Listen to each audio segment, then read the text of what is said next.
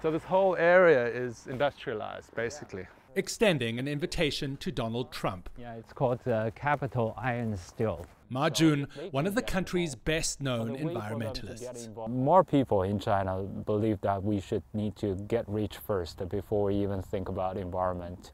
But now, we're suffering from that. Suffering on an enormous scale, choking on toxic smog. In China, it's estimated that bad air kills more than 2 million people a year, hostage to rampant economic growth. Chinese officials have a history of misleading the public about pollution and harassing activists like Ma. Now they are helping him, collaborating on an app.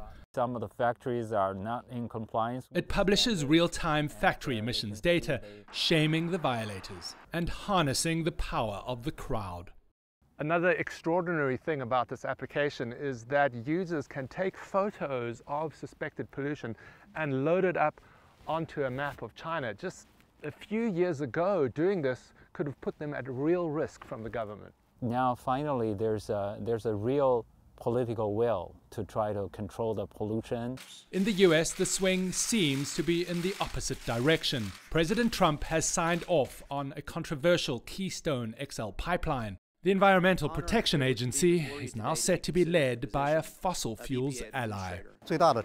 That's making executives at this wind energy plant very happy. China is funneling more than $260 billion into clean energy, far outstripping US efforts.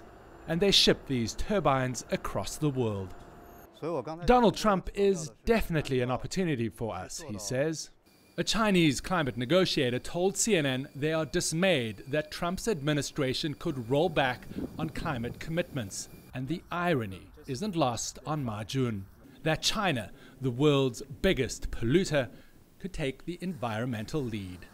David McKenzie, CNN, Beijing.